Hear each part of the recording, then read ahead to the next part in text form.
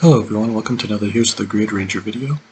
Today I'm going to be continuing my Tommy Oliver coverage, but today I'm going to be talking about Tommy Oliver Mighty Morphin White.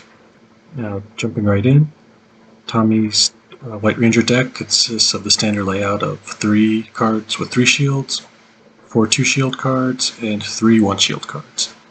And just like the Green Ranger, Tommy has a few different character cards you can use. His first is Guardian Light.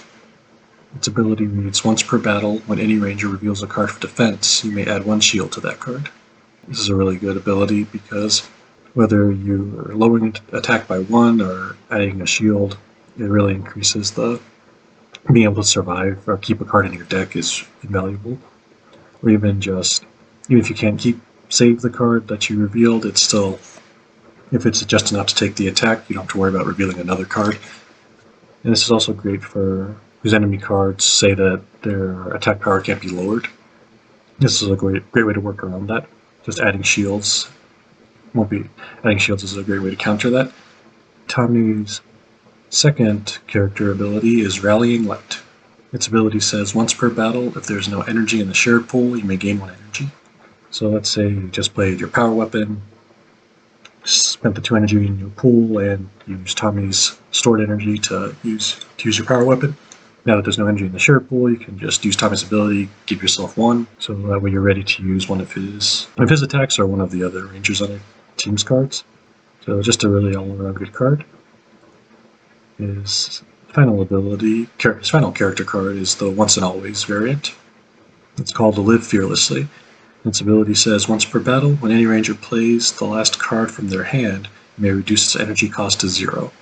So if you're low on cards, you want one last strike.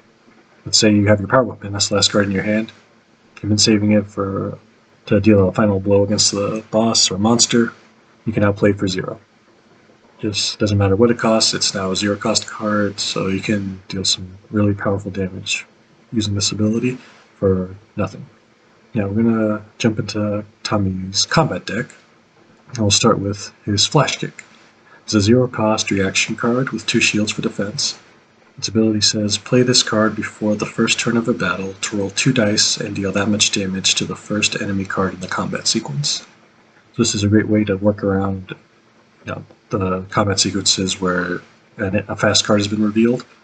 So even if the enemy is going to steal your first turn, you can play this at the start and get a quick 2 dice attack. And if you're just fighting foot soldiers, it could be enough to knock one out, because a decent amount of foot soldiers only have 2 health. So being able to potentially take one out is great, especially if they have the guard ability and they're protecting a monster card on the field. Alright. Next, we're going to go to his Flying Tiger. A 0-cost, 2 dice attack with 2 shields for defense. Its ability states, after you resolve this attack, you may spend 1 energy to allow another ranger to immediately play 1 card with an energy cost of 0. And it's optional. You don't have to spend the 1 energy in order to use its ability, but for 1 energy, another ranger can play a 0-cost card. So let's say you used this attack, paid 1 energy, and then you used Kimberly's Flying Kick. Basically, you just gained the energy back that you spent. So it didn't cost you anything that turn. That's a basic combo, but it's one that works really well. Or you could play this, spend energy, use Jason's Team Tactics to give yourself another energy, and then another ranger can play another card, and doesn't have to be a 0-cost. So it could be a power weapon, a 2-cost card, or just a 1-cost, whatever you need for the battle. Next, we have Guardian Armor, a 0-cost maneuver with 3 shields for defense. Its ability says, gain 2 energy. Place this card on top of your deck instead of discarding it. So, since it's a maneuver, you're using up your turn to play this. I mean, it's still 2 energy, so I think it's kind of worth the price.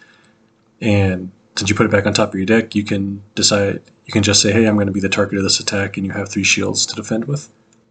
Next is his Fainting Slash, a 1-cost, 3 dice attack with 1 shield for defense. If you roll any blank results during this attack, return this card to your hand instead of discarding it.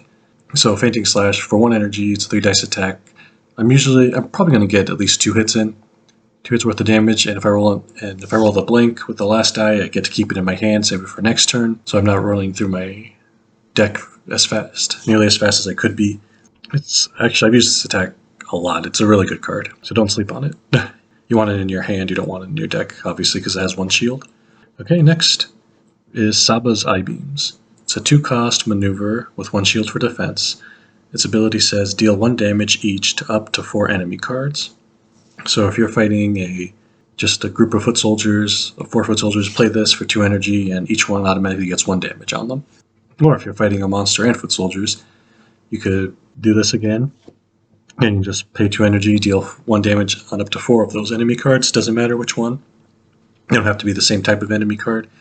And again, I know I keep bringing it up, but the cards like that Eye Guy one, that all damage is reduced to 1 anyway, this is a great way to chip away at that, as well as doing damage to other cards in the lineup.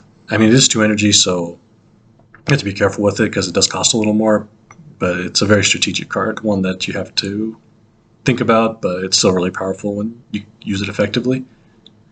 And finally, Tommy's final card is Saba Slash. It's his power weapon. It's a 3-cost, 5-dice attack.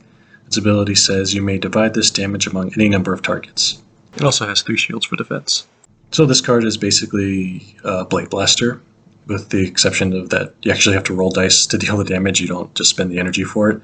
But if you're lucky enough to roll, let's say, 6 to 8 hits, you can maybe take out a couple henchmen, maybe even a couple of monster cards or boss cards, depending on how low their health is.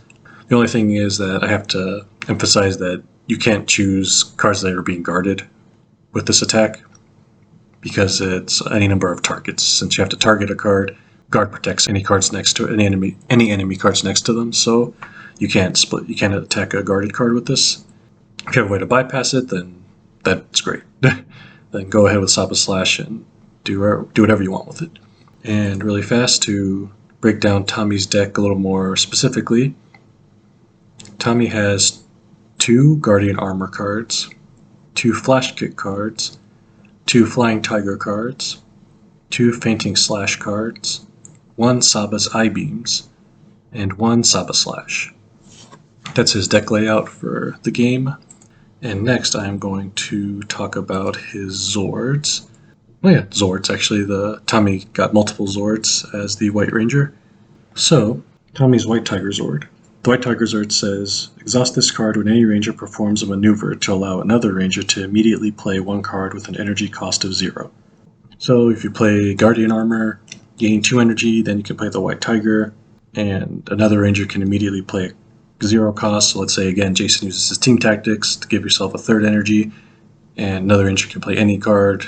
He throws it back to you. Maybe use your Saba Slash to spread out some damage among a lot of targets. Very powerful. And just keep in mind that another ranger has to perform the action after you use it. You can't play Guardian Armor, then play another card yourself. You have to play Guardian Armor, then let somebody else do something. Just important to note. The next Zord card that Tommy has is the White Ninja Falcon Zord. It says, exhaust this card after any ranger resolves a card with an energy cost of 0. That ranger may immediately play that card again. Then they must discard the top card of their deck. So very risk and reward situation. You play Guardian Armor, and then for 2 energy you can play that card again. Then you must discard the top card of your deck, so if you put the Guardian Armor back on top of your deck, you can just discard that card if you want. And that's an easy enough strategy. But you can do it with other rangers too. Let's say, Kimberly, let's say she plays Flying Kick. She gains 1 energy with that. You can play it again for 2 different attacks, gain 2 energy, and then she has to discard the top card of her deck, but that's not the worst thing. Alright, moving on to Tommy's last Zord that he can command is the White Shogun Zord. It states, exhaust this card when any ranger plays a card. Reduce the energy cost of that card by 1. After that card resolves, that ranger may place it on top of their deck instead of discarding it. Again, this Zord can be used by either Mighty Morphin White or Mighty Morphin Pink.